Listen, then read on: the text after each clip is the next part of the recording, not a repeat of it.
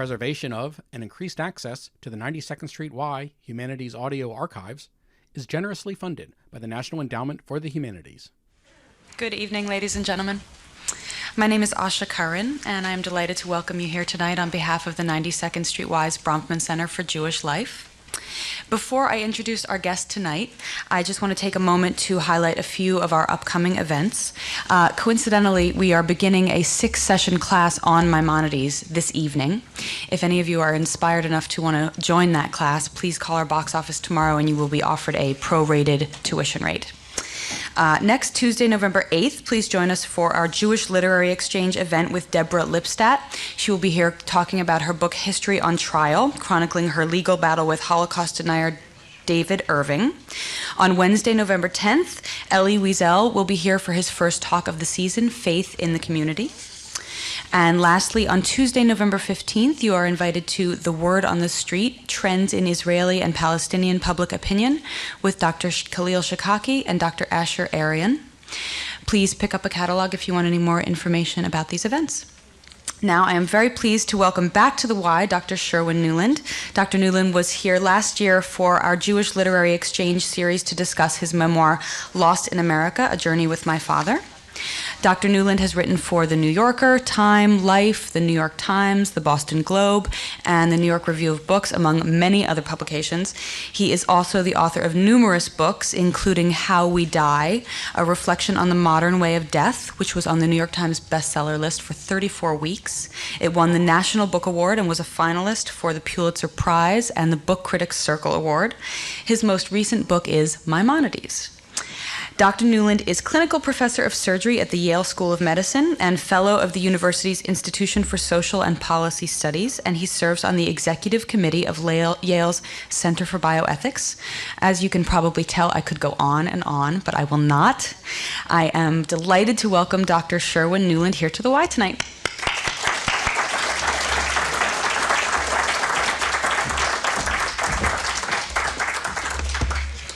Just my luck, now they give a course on Maimonides. And you know, I'm not really kidding. I must tell you the story of how this book came to be written, because so many people have said to me things like, "You wrote a book on Maimonides? How do you get off writing a book on Maimonides?" Which is really so, because I'm hardly a Maimonides scholar, but I must tell you the story.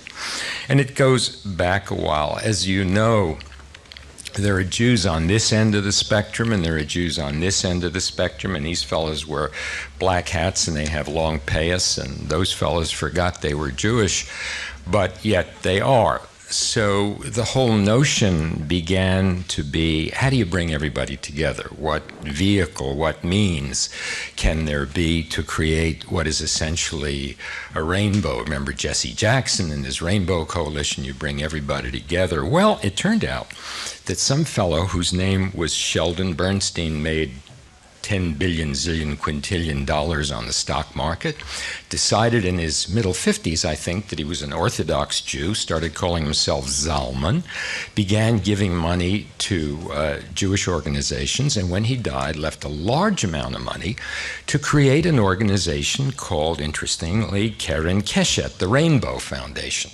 whose function it was to bring Jews of every stripe together. And it seemed that the best way to do this was through literature. And there are a number of arms of this foundation. They do different things. One of them is working with libraries all over the country, public libraries. They provide reading lists, they provide speakers, and people come in the evenings and hear the speakers on Jewish themes. But one of the arms of it is a publishing arm. And so they appointed this wonderful young writer, Jonathan Rosen, The Talmud and the Internet, some of you may know it, to ask a number of Jewish writers who are Americans if they would write, each of them, a small book, 250, maybe 275 pages, on any Jewish theme they wanted. So he contacts all of these people, but one of them doesn't get a choice. Now, the themes they choose, talk about rainbow, talk about from one end to the other. He has Leon Wieseltier, who is writing on Jewish messianism and Jewish mysticism. And on the other end of it, if you read the foreword, you know Ben Katcher, who writes that wonderful cartoon. He's writing one on Jewish dairy restaurants. So it really is a rainbow. So he contacts me and he says, look, everybody else gets a choice, but not you, buddy. You have to write about Maimonides. Maimonides, why me?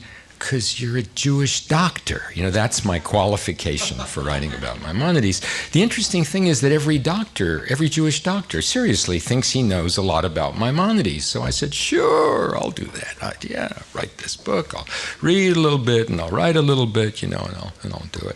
So I sit down to do my research, and I'm at it a week, and I'm at it 2 weeks, and I'm at it a month, and I'm at it 2 months, and I'm at it 3 months, and I realize it's impossible. This is Maimonides after all. This is the great Rambam. How can I do it? How can I start from almost scratch? And I write him this long email, 2 pages, and I've kept it. I should frame it. Jonathan, I want out because I've come to realize that to write about this great 12th century philosopher, rabbi, physician, you must know a great deal about Aristotelian philosophy. You must know a great deal about Torah. You must know a great deal about Talmud. You must know a great deal about 12th century Arabic medicine. And then there's this huge literature in the 20th century. And you know the way Jewish chachamim are. Each one thinks he writes a book about Maimonides, everybody else is wrong. So there must be 50 books in which the author says all the others are wrong, only I understand Maimonides, and they attack each other, and I found that impenetrable. And I said, of all of these areas, the only one I know anything about is 12th century Arabic medicine, because that's the kind of guy I am, 12th century Arabic medicine, something no one else cares about. And he wouldn't let me off the hook. And he said this very interesting thing in the email. He said that he knew that I was not any sort of an expert on these things, but that's why they had chosen writers and not experts. They didn't want academics to do this.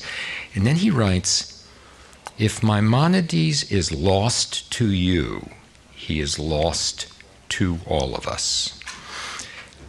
What I want you to do, he said, was to understand Maimonides the way a modern doctor would understand him. So I said, all right. I went back to my reading. And then after about another month, I came across what I really needed. It was in the introduction to one of these many, many books by Maimonides experts. And the introduction was written by Rabbi Arthur Hertzberg. He's a great authority on a lot of things, but particularly, in my mind, on American Jewish history. And Hertzberg writes this introduction to someone else's book, and he writes, in every generation, the problem is, do we find the Maimonides as he would have wanted us to understand them, or do we find the Maimonides that we need for our time, or that we need for ourselves personally? And that was the key to me, because I realized at that point that what I needed to do was to find the Maimonides whose life could mean something to me and therefore to my contemporaries, to people of the late 20th, early 21st century, a man whose thought could be made accessible. And was it possible in all of this mass of a lifetime of extraordinary writing to identify things that were so consistent that they had lessons for all of us now? So I went back to my writing. And then I became absolutely fascinated. And I just spent a year doing the research and doing the writing and trying to do it much like I came to realize Maimonides himself did it. Maimonides wrote completely out of his head. He did not refer to books because all the books eventually got into his head. He had this fascinating mind that I call the synthesizing mind, in which he would read and read and read and read and read, and then in time everything would come to him and he knew what he wanted to write. And I actually proceeded in very much the same way. And when I started to write, it just went very quickly for that reason. And what I would like to do for this evening is to give you some idea of the highlights of this amazing man's life and what his thought meant at that time and may mean to us today, and perhaps should mean to us today. The story is dreadful, actually. He's born in Cordova in southern Spain, what was always called Andalusia, in the year 1138. And many of us, and I was included in this until just a few years ago, talked about and have talked about the so-called Golden Age of Spain, where everybody was happy, and the Jews and the Christians and the Muslims got along fine together, and everybody was equal, and never was. It never was. The fact is that what went on during the Golden Age of Spain was the Christians and Jews were indeed second-class citizens. They could achieve great things. They could become ministers in the government. Some Jewish and Christian authors were among the great poets and litterateurs of the time, made a lot of money, but when it came to legalities, there's no doubt that they were second-class citizens, and even that in certain areas began to change. So he's born in 1138, and within 13 years, actually just about the time of his bar mitzvah, I think it happened right afterwards, southern Spain is invaded by Berber tribes, by Muslim Berber tribes from North Africa, and everything changes. From then on in, it's convert or die. Now, there were a lot of reasons this was devastating to Moses. It's his name, Moses ben Maimon. His father was Maimon, Moses ben Maimon and his family. And one of them was that this family had been established in Cordova for centuries. His father was the fifth generation of judges in the Jewish court. They were called Dayans. They had made lots of money over the years. They had this magnificent library. And he was probably the greatest, the father, Maimon, was probably the greatest scholar, Jewish scholar of Cordova. So when they had to flee, because they obviously wouldn't convert, they lost all of this. They had very little money when they left. All of the books were left behind. And here's this 13-year-old kid with a very inquisitive mind. And the first place they went to was southeastern Spain, which they thought was safer because there were very small cities and they could hide and move from one place to another. And they actually stayed there for about 9 years, moving around. And you can imagine a boy growing into young manhood who is trying to learn everything that is possible about Talmud, but also everything that's possible about philosophy and about science. He's teaching himself mathematics, he's teaching himself astronomy, everything that is known as science at the time. And his aim is to learn everything that's known. And of course, in the 12th century, you could do that.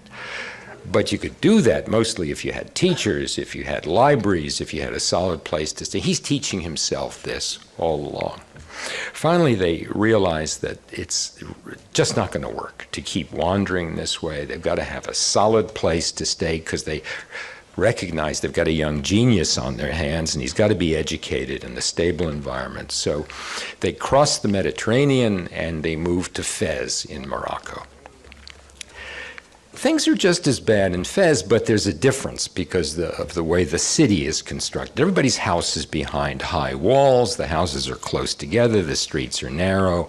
It's customary even for men to show only little bits of their faces with the clothes that they wear. And you can get away with being a Jew in Fez, and everybody will think you're a Muslim. Now, there's a lot of controversy about this period of his life, of Maimonides' life, between the age of about 22 and 27 when he's living in Fez. Some people say he converted. And there are some strong indications that he may have, and that his father may have. It's, of course, discussed in the book, but time doesn't allow us to go into it. My guess is that they did officially, formally convert. Whatever they did or did not do, they were known in Fez as converted Jews, as Muslims. But it got difficult after a while, and finally when he's 27 years old, they decide they're going to move to what we might call Palestine and Jerusalem, and it's not very good, and then they move to Alexandria, which is somewhat better, and the father, Maimon, dies in Alexandria. Maimonides himself is now 27 years old, and he decides, since he's now the leader of the family, he's got a younger brother about 7 years younger than he, that they are going to move to an area which for Jews at that time is much safer, and that is actually a small town which was the capital of Egypt called Fustat, and now it's still in Cairo. It's a little neighborhood in Cairo, but it was the capital of Egypt. And so all of this time, he has been working on these books, and he's been studying, and amazingly, he has already, at the age of 28 or 29, figured out what he wants to do with his life, what his scholarly career is going to be. A little contemporary Jewish history. It was a time when many Jews, of course, were in Christian Europe, many Jews were in Muslim lands in North Africa, Spain, other places. There was so much persecution in the Christian lands and in the Jewish lands that the temptation to convert, that the temptation to slide away from Judaism was extraordinarily great, except among a relatively small cadre, which chose persecution actually as the way to make themselves more cohesive. Many people could read Hebrew, a little bit like today, and didn't know Hebrew. So they could read the letters, but they couldn't understand what the letters said. And they didn't, knowledge of Talmud was almost non-existent except among very highly educated Jews.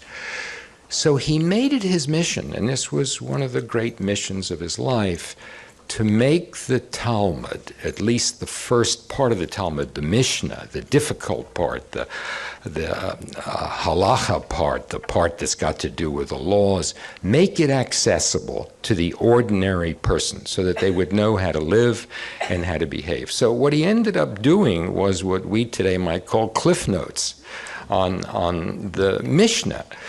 And he essentially summarized what was in the Mishneh, and he was a wonderful writer. He had this great prose style, and he wrote a book called we call it in English, the Commentary on the Mishneh, and its purpose was to make the Mishneh accessible to many people. But who was he, and who wrote this? Someone who was steeped in science, someone who was steeped in the philosophy of Aristotle, someone who was steeped in the notion of cogitation, rational thinking, and yet there were these two things conflicted. One was the faith and the religion and the belief in supernatural forces and God, and the other was this rational science. So throughout, if you read this book, or parts of it, throughout is sprinkled observations that are really scientific observations, or comments that are really based on Aristotelian philosophy. And what he's trying to do is weave them into religion, because by now he has already decided that unless the new knowledge of science and the knowledge of our understanding of philosophy are woven into religion, religion will die. Now, he's only worried about Judaism. But you know, in the next century, Albertus Magnus, Thomas Aquinas did the same thing. At this time, Averroes was doing it for the Muslims. This was the real philosophical problem of this time. How do you take science and bring it into religion? I'm not talking about this parallel path that we discuss now about the conflict between science and religion. All of these boys, and Maimonides was the greatest of them, really believed that you had to make science part of religion or religion would die. So as you read the commentary on the Mishneh, he's going along this way, and all sorts of comments about scientific implications. And as you can imagine, when this book came out when he was 30 years old, it's very controversial. A lot of people didn't like that. A lot of people thought this was a kind of a heresy, and this began the controversy that continued through all throughout his life. You know, we, in our times, oh, the great Maimonides, from Moses to Moses, there was only one Moses, but that's not the way it was in his life. He was a man who sparked controversy and bitter disputes everywhere he went. So they moved to Fustad just about the time that this book is published. And I said that they had left virtually all of their money behind, so how were they surviving? Well, bit by bit, David, the younger brother, and Moses accumulated precious gems, and they were in the precious gem business. David really ran the business, and being smart Jewish boys, they made the business grow, and by the time they moved to Fustat, they were wealthy again, and their property was primarily invested in gems. And many here know what happened at this point. David took virtually everything they had. He also took gems from other families, and he went off to India to make some huge killing on the gem market. He had been traveling quite a bit to do this before, and he had made trips to India before, but this time he took just about everything they had, and of course that ship went down in the Indian Ocean and everything was lost, gone. But to Moses, far more important than the loss of his fortune and the loss of other people's fortunes was the loss of his brother. And it marked him for the rest of his life. He was never the same after that. And it's fascinating to me, having been through a huge, awful bout of depression myself that laid me low for a very long time, that if you read the letters he later wrote about his next year after his brother died, you are reading one of the best clinical descriptions of depression you'll read anywhere. He couldn't get out of bed, he couldn't do anything for a whole year. He describes the physical aspects of it, the tremendous weight on his chest, and finally he starts coming out of it as the year ends. He wrote nothing during that time. He did nothing during that time. And as the year is ending and they're barely living hand to mouth, he had his brother's widow and child. He had a wife and a household that he had to support. How was he going to earn a living? Well, he knew everything. He knew all of medicine. When he had been in Fez, he had read Galen and Hippocrates, who formed the medicine of the time. So he said, you know, to use modern terminology, I'll put up a shingle, I'll open an office, I'll be a doctor.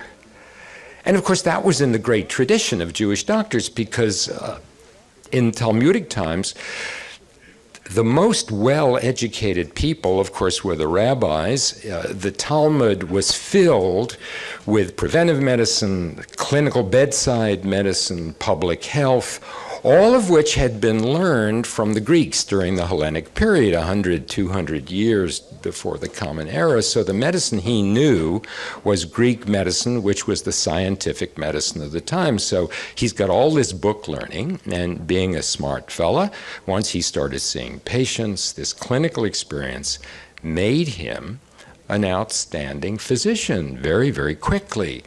And added to this was his sense of ethics, his sense of his relationship with God, his sense of personal responsibility, all of which echo through his writings and his later medical writings. And so Muslims came to him, the few Jews, the few Christians in the area came to him, of course many Jewish patients came to him. And from then on in, he is overwhelmed by his medical practice, especially because of the sense of personal responsibility, and yet he continues to write. And he says, well, you know, I've done the Mishneh now, I've written this summary of the Mishneh for everybody to understand. I better work on the other book of the Talmud, the Gemara, you know, the one where everybody's debating back and forth and arguing, and nobody knows who's right, nobody knows who's wrong. And on the other hand, you know, you've seen Fiddler on the Roof, and, you know, that's what the Talmud is all about. There are never any decisions on anything, but he's going to make it easy. Wherever there's a debate, he decides what the right decision is going to be. When the rabbis disagree with science, if the rabbis are patently wrong, he says the rabbis were wrong. On the other hand, he often says science is wrong. One of the reasons he says the rabbis are wrong has to do with science that was known in the 12th century that wasn't known in the 2nd through the 5th century, 3rd through the 6th century when the Talmud was being written. So again and again he's disagreeing with the Talmudists, and again he's putting philosophy, he's putting mathematics and astronomy into this book, which is called the Mishneh Torah, which means repetition of the Torah. And he writes in the book, here he is, he's only 42 years old, and he writes in the book, you don't have to study the Talmud anymore. I'm giving you this.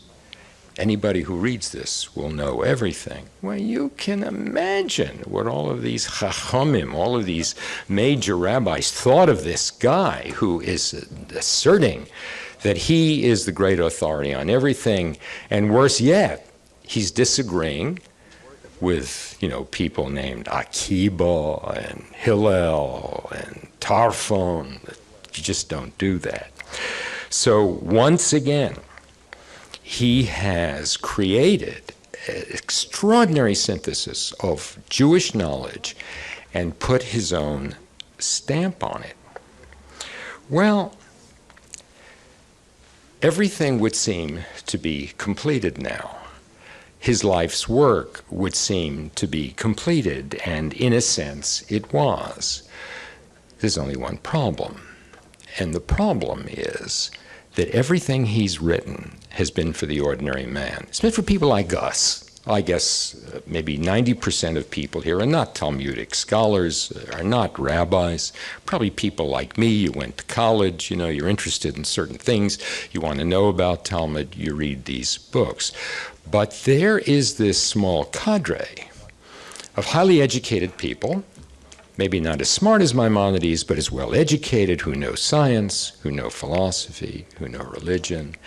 And he recognizes that such people will always be torn between the principles of faith and religion and God and the principles of science when they don't agree.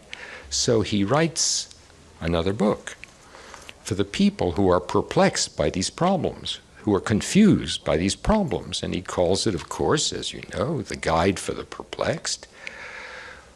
But he's not writing it for the same audience as his previous books. This ain't no Cliff Notes. This is for the summa cum laudes of the Jewish community.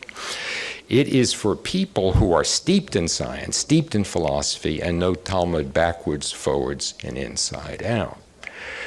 Well, not only is it written only for people who have this kind of education and knowledge, but in the 12th century, if you were a Jew living in Arab or Christian lands and you were writing a book in the language of ordinary people, in this case he wrote it in Arabic, you're resorting to code. There were coded messages throughout this book that could only be understood by people of that time, of a particular educational level, of a particular intellectual level. And the book is hard enough to understand on its own, much less the fact that it's confused by secret messages. The reason he wrote this was not just to solve the perplexities of people who knew both science and religion, but because he felt that the future of Judaism was in the hands of such people. And unless they knew how to bring religion and science together, once again, as I said earlier, Judaism was going to disappear from the face of the earth. So he was ultimately a progressive. And, of course, this book really made a lot of people angry. In fact, it makes people angry to the present day. And let me give you an example of what I mean. A lot of the super-Orthodox people say the equivalent of, there were two of these guys. One we call the Rambam. The Rambam wrote the commentary on the Mishneh. He wrote all these responses to Talmudic questions that were sent to him from all over the Jewish world. He wrote the Mishneh Torah, which was essentially a constitution by which we might live forever and ever, and he kept modifying it as the years went by, so we know that he wanted to change things. And when we want to solve a point of Talmudic law, we go to our shelves and we pull down this great big book, the Mishneh Torah, and we say, let's see what the Rambam says. Then there's this other guy they call Maimonides. This Maimonides, like he has a split personality. He's a philosopher. He's a scientist. He's a guy is what he is. He just, so much of what he writes in this book, at least so much that we understand, they say, violates basic principles of Talmudic thinking. So even to the present day, there is that controversy about him. Now, he's 52 when this book is published. Now, remember, I said that he started practicing medicine when he was 37.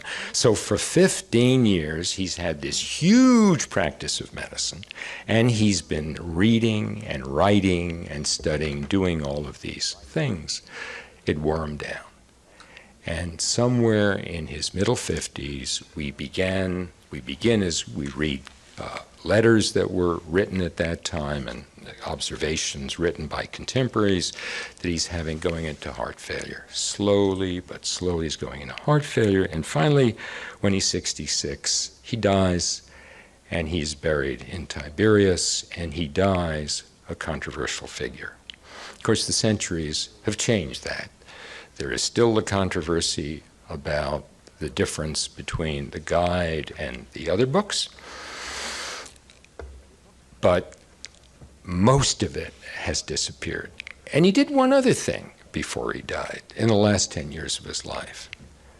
He's looking, just like he looked at the Mishneh and the Gemara and found it so difficult for ordinary people, he's looking at the great medical books of the time, mostly written in Arabic by people with names like Avicenna and Razis, and it goes on and on and on. And he says, these are huge encyclopedic things. Everybody who's ever been to medical school knows there's a big pathology book and there's a little pathology book. You can look things up in the big pathology book, but if you really want to learn things, you study the little pathology. But one of my former students is sitting here, Bob Wallach, and he'll testify to that.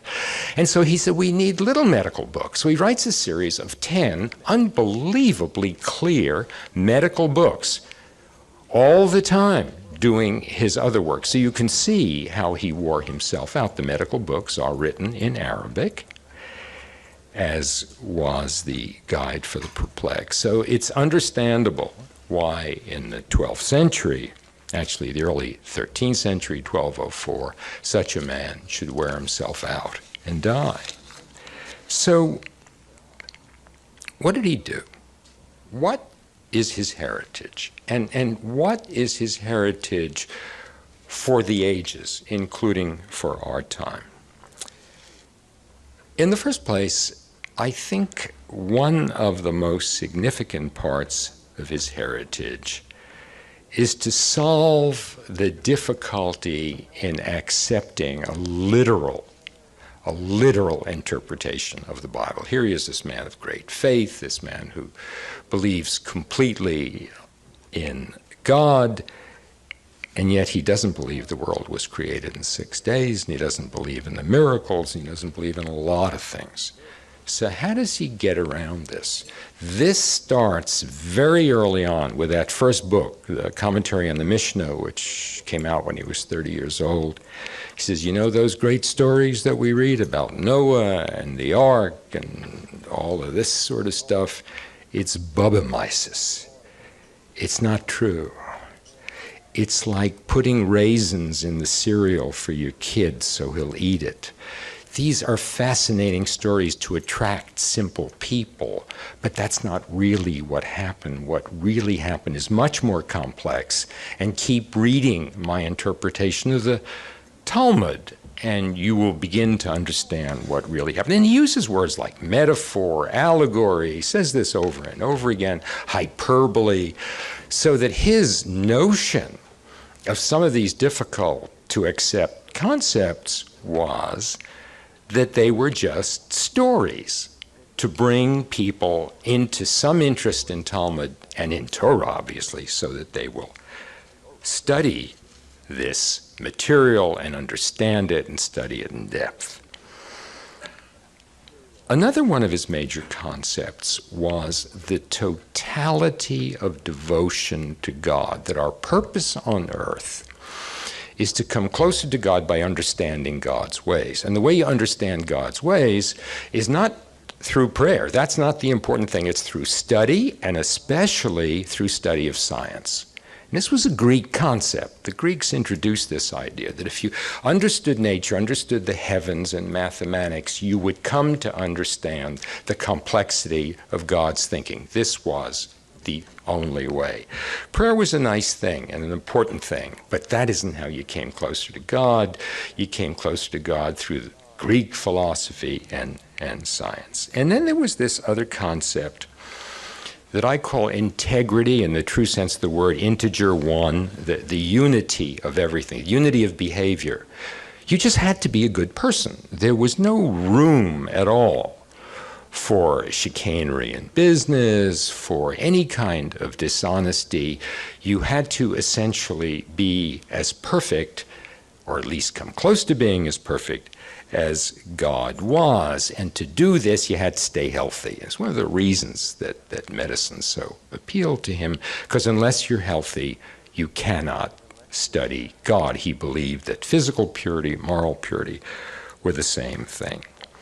But as I spent this year buried in studying what people have said about him and his writing, I gradually came to become convinced that the guiding force of his life, that the beacon he was following, had one single motive to it, and it brings everything together. And the motive is the solidarity and unity and preservation of the Jewish people. That everything he did, from explaining the Mishneh, from explaining the Gemara, to writing out this guide for the perplexed, so that the leaders of the Jewish community who would carry it further into the centuries would understand that all of these things were to promulgate the solidarity of Judaism.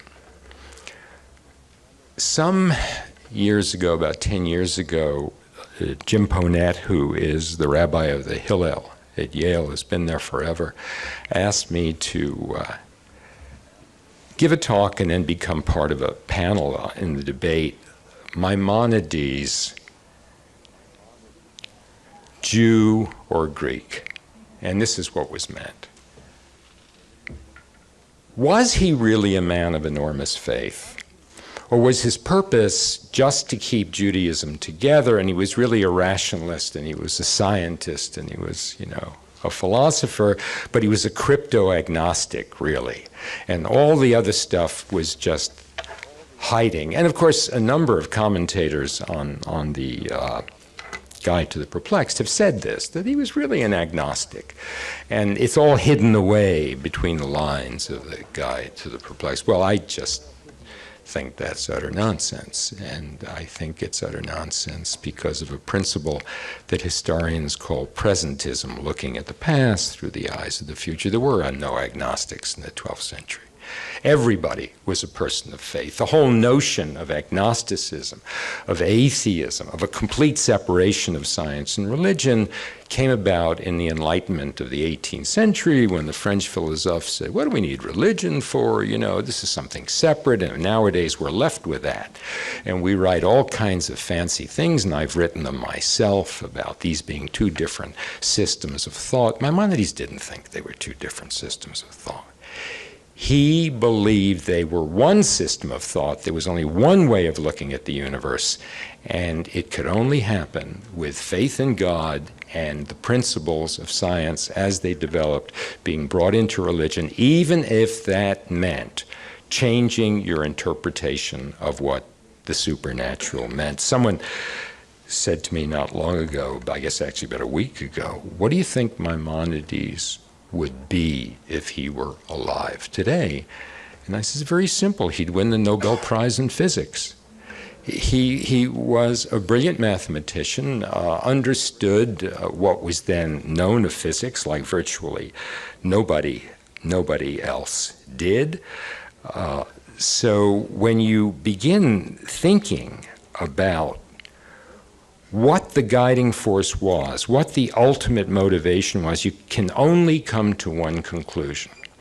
And the conclusion is, here they were, the Jews in the 12th century, at a terribly difficult time, when they were dispersed all over Europe and North Africa, when there was no simple guiding star to keep them together. And he said, I am going to declare myself the leader of all the Jewish people, and I'm going to write a constitution for them, which was, of course, the Mishneh Torah, and we'll change it any way it needs to be changed as the years go on to make it current with belief.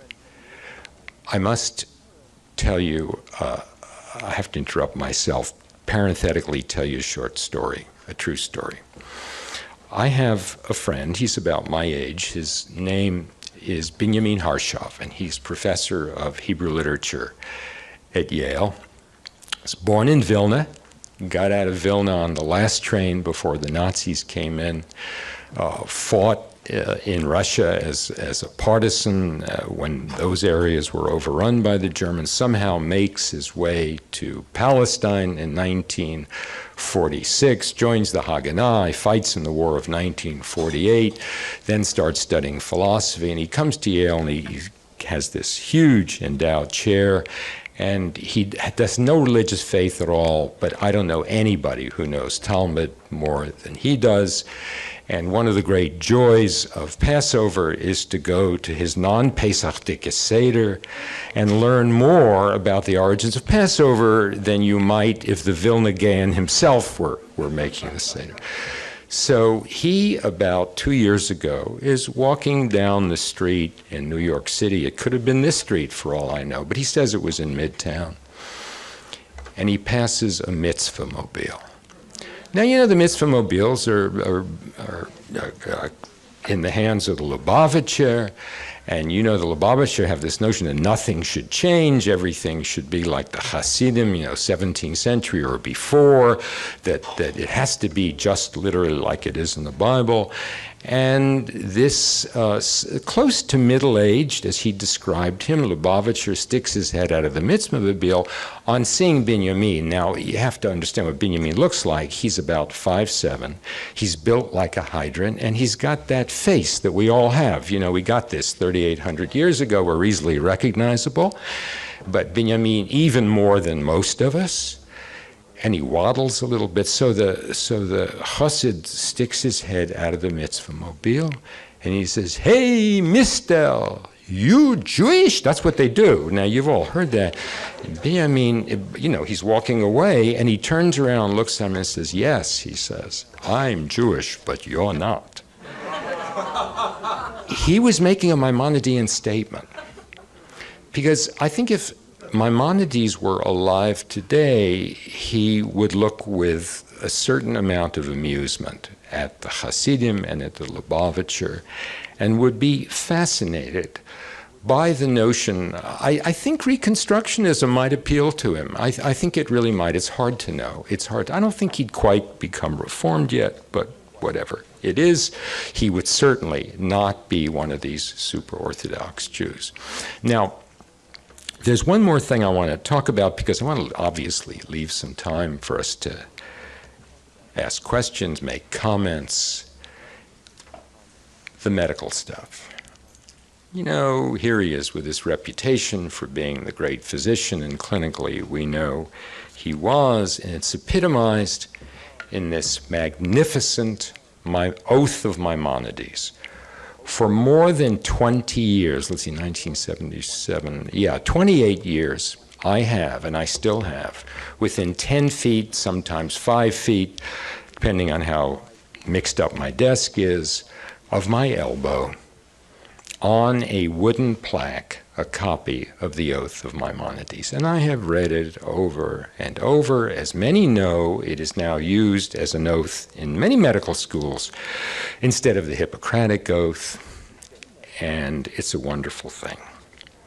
And it expresses so perfectly what is expressed in so many of the Maimonidean writings about personal responsibility, about the physician being an agent or a deputy of God, but required on his own to heal without asking God to heal.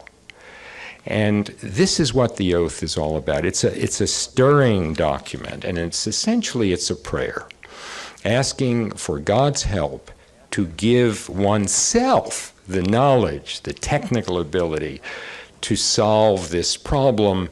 And it ends, as many know, with this wonderful statement, now I go about my duty. I have asked you for all of this help, and I go about my duty. You're not going to heal. I am going to heal, but in your agency. And the problem with the Maimonidean oath is that Maimonides didn't write it. I was stunned when I found this out about 15 years ago. I couldn't believe it. So I began following the research that documented this, a lot of it done by Dr. Rossner, who actually lives here in Queens somewhere, who's probably the leading American authority on Maimonidean medicine. And it turns out that it was written in 1783 by Dr. Marcus Hertz, who was a very prominent physician, who published it under the title Prayer of a 12th Century Jewish Physician. Nobody knows why he did that. I think he did it because he wanted people to think it was done by Maimonides. But he was the actual source of that oath. And he got away with it for hundreds of years, 200 years after his own death, because, as I say, the oath really is as though Maimonides himself would have written it. There are a couple of things in it that give it away. There's the notion of progress in medicine, and there was no progress in medicine in the 12th century. There's a couple of other little things, but basically, philosophically, ethically, with a notion of the physician having to do this by himself, but he's really God's agent. It's Maimonidean. And so I wanted to leave this to the very last thing that I talked about before we have some discussion, just to tell you that, when I would read this thing, I would often read it when my spirits flagged, when I was getting a little discouraged about what was happening in my medical life, when things were difficult with patients, things were difficult with myself. Reading these words gave me a sense of continuity with physicians everywhere and in every time. And that final paragraph, that final sentences, now I go to my patients, gave me a sense of worthiness, really, for the task that I had chosen, for the calling that I had chosen, because I have never thought of medicine as a profession. I've always thought of it as a calling. Had Maimonides ever read it, I'm sure it would have done exactly the same thing. For him, I'd have preferred that the words were his, but it hardly matters that they are not his. The prayer is a credo for the life that was his and for the life that I am fortunate enough to say has been mine, and I think any thoughtful physician would say the same. So thank you very much for coming and listening to all of this. It's all, as they say, in the book, and in much greater detail than I've been able to describe. So once again, thanks for coming, and thanks to the wife for inviting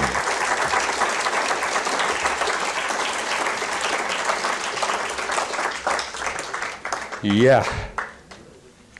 Did Christian and Muslim scholars know of him at the time, and were they in correspondence?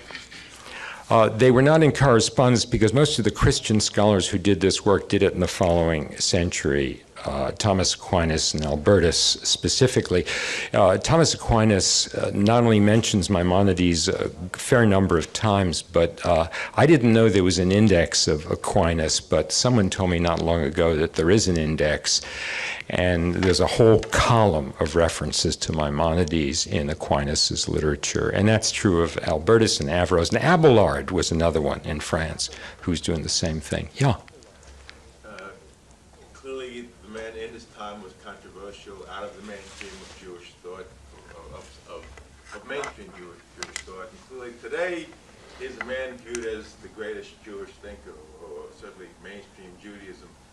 Can you go a little bit quickly through the history of, not of Maimonides, but of the history of the sort of the view of the man, how that's changed from out of the mainstream to becoming the mainstream? Yeah. Well, you know, a lot of our reputation during our lives depends on our personalities and our characters and what we overtly say and who feels competitive with us and who resents us. And then we die, and the people who resent us die, and the people who've been going around writing material that is not as immortal as our material, their stuff dies. So a lot of the argument against Maimonides has gradually died out. And then, of course, Israelis and Joseph Caro in the 16th century wrote the Shulchan Aruch and leaned heavily on Maimonides. So increasingly, he becomes an authority for everything. And we get into a little bit earlier, the 13th and 14th century, again and again, you come across writings using Maimonides as a reference for a viewpoint. Here's a typical example.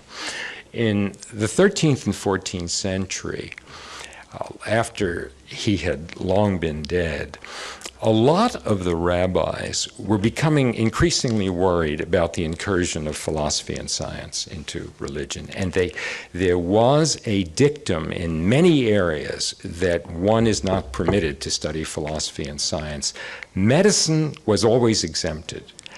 And in the book, there's a quote from one of the great rabbis, Penina is his name. He's writing a letter to Rashba, who's an even more famous rabbi, and he says, "We mustn't take medicine and prevent our students, our young Jewish students, from learning it. And if there's any question about that, we have the authority of Maimonides for it." So increasingly, as the centuries went by, when people wanted some backing, some forceful backing, they would turn to Maimonides. So gradually that reputation gets better and better and better, and now we think of Maimonides as the be-all and the end-all, except for those chachamim who, say, well, he wrote that other book, the Moreh Nebuchim, the guide for the perplexed. But by and large, for people like us, this is from Moses to Moses. There was only Moses. Yeah.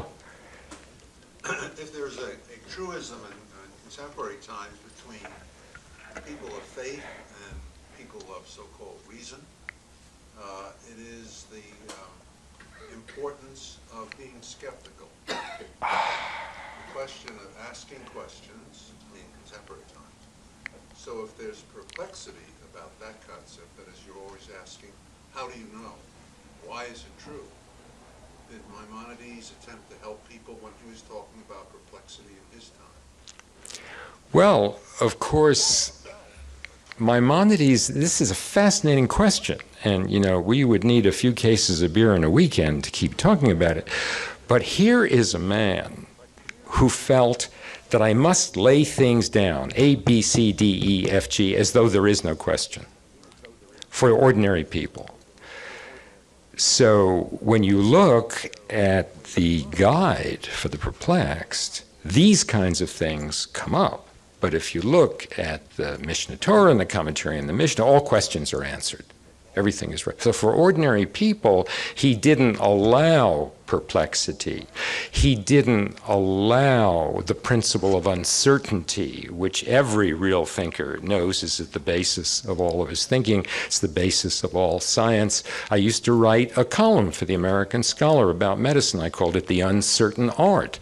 But he couldn't afford to do that for the mass of people because he wanted things to seem as if these are the rules, you follow these rules, we'll all stick together, it'll help us circle the wagons, and we will survive every attack on us. So we're looking at two different viewpoints, and there is a schizophrenia in Maimonidean thinking and Maimonidean interpretation.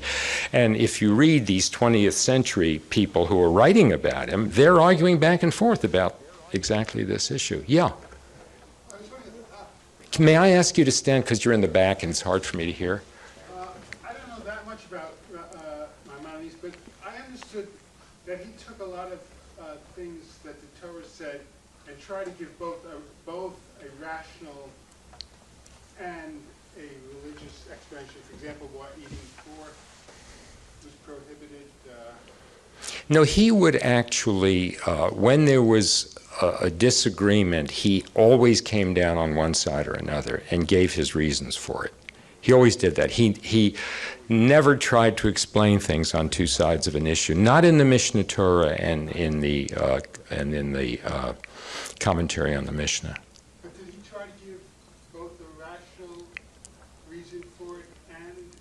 Oh, in the Guide for the Perplexed, he did that, which was a different audience. Some things were left open-ended. Lots of things were left open-ended in the Guide, but not in the previous writings. Yeah. Given the influence of science on him, as well as the influence of Greek philosophy, which was based upon a multiple belief system and a multiple God belief system, how do you account for his very strong affinity to the belief in one God? If what you said was correct, I couldn't answer the question. But Greek philosophy is not based on a multiple God system. That's one of the things that's most striking about the Greeks. They separated their religious belief from their philosophy and their science. They were the first people to have this notion, for example, that if you get sick, the gods have nothing to do with it. They believed in their gods. Read the Hippocratic Oath. It's very interesting. The first few sentences swear on Asclepius and Apollo, all the gods. Then they go on to articulate a system of medicine that has nothing to do with the gods. The rational philosophy, the Greek rational philosophy, has nothing to do with this multiplicity of gods. It just has to do with the human mind. So there it is. It's not based on multi-theism, if there ever was such a thing. Yeah. Yes. As far as I know, two of the greatest commentators of the Talmud are Rashi and Maimonides. Mm-hmm. Yet Rashi is more authoritative in Talmud. To whom? To Maimonides. Uh-huh. No, but authoritative to whom? Who says that? Scholars. Really? Generally. I mean, he is the commentator in the Talmud itself, he and then his son, or his grandson. Yeah. And I'm wondering why isn't Maimonides in that position? For the reasons that I've given, who eventually put all of this material together? The super-Orthodox put all of this together. Rashi was the great God. Incidentally, everybody doesn't agree with you. I think most people do agree with you, but yeah. From basically a religious scholar point of view. Yeah. So I'm not, I don't want, but I mean, it always bothered me because they'll always refer to Maimonides, but they'll take Rashi's point of view. Yes, because Rashi never inserted anything but pure faith. And Maimonides, of course, essentially had, for the 12th century, modern thinking. So when you consider, what the Talmud is, the Maimonidean stuff doesn't really fit into it. So if you want to know what Maimonides said, you're going to look into the Mishneh Torah. Yeah. Rashi is simpler in the schools. I'm a school teacher in Hebrew school. In the schools we teach only Rashi Rashi is more for lower grades, for children. Did everybody hear that? Rashi is is simpler, it's more direct, it's more straight, it's unadorned, and it's not confusing. Kids in the lower grades can understand Rashi, yeah. The greatest was that he combined science, he proved that there is no controversy, that you can learn all the scientific occupations, you can take all that, and also be religious. Today, with all his controversy, today he's received the most religious circles as the greatest man of faith. Not just greatest scientist and greatest Talmid Chacham and teacher, but the greatest man of faith, because in spite of the fact that he explained it scientifically, he continued believing. And this is what we are trying to do today. I think you said it much better than I said it. I think you're right on the button, that in spite of his understanding of science. And I suspect that even had he lived in the 20th century, when there were so many great scientific discoveries, he would have remained a man of faith, and he would have found ways to not have them march together, as our thinkers of today say, but actually have science incorporated into faith. I think you're absolutely right. Yeah, and that's to a large extent the argument that I make in this book. Yes? You specifically said that his father and the tradition of the generations before him were judges rather than rabbis. Well, they were judges and rabbis. The rabbis were, that's who the judges were. They were rabbis. It was a rabbinical court. His faith came very much based from a tradition, not of learning, but more faith-based. Learning and faith-based. His father knew as much science and astronomy and mathematics as he did. This was the tradition in the family. Yeah. This was one of the great learned families of southern Spain, of Andalusia. Yeah. One other question I have, you mentioned his depression. Mention his depression, yes. Yeah. Did you mention that there was a text that he wrote about that? No, it was letters that he wrote about it, yeah. And actually it's quoted in this book, yeah, yeah. Not collected in the sense of being collected, this is what Maimonides says about depression, but the major thing is one specific letter, and then there's some other references to it, but there's an excerpt from that letter that is in this book. This was a man. This wasn't some obscure, bloodless scholar. This was a man with lots of warts, lots of difficulties, an awful lot of difficulties in his life that he either lived with or somehow overcame. And he was never, from the time his brother David died, he was never free of some element in his essentially depressive personality. I'm convinced of that. I mean, I've never seen that written in any text I've consulted, but you look at some of the stuff and you realize that this is a basically depressive personality. Yeah. I don't know how long we can continue, so is anybody any guide here? We have two more. Okay. Yes? No? Oh, please. Did he have specific protégés that carried through his principles, and what happened to them? That's a good question. Did he have specific protégés? There's a literary form that we see again and again, 12th, 13th, 14th, 15th, 16th, 17th, 18th century. The latest that I know is in the 18th century, where a great scholar writes a book and he says, I am writing this for you, my pupil. Some of those are authentic. They are really written for a particular pupil, but in some of them it's a kind of a subterfuge to give yourself an excuse to write the book. In theory, the guide was written for a protégé, Joseph ibn Aknin, who came and worked with him and lived in his house. He had many, many, many protégés, of course, not protégés, but followers. He did not specifically have a cadre of students around him. He would choose one individual like Joseph, and they would talk together and work together for years. But you don't find him as a mentor to young people. It was in his writings primarily that he was a mentor. I have to have one question from someone who didn't ask a question. Has there been anybody in the last 100 years who comes close to the range of area of investigation and writings that he's done, philosophy, medicine, Well, you know, I'm so glad you asked that question. Has there anybody who's come close to this kind of thing? About 4 years ago, I wrote a biography of Leonardo da Vinci.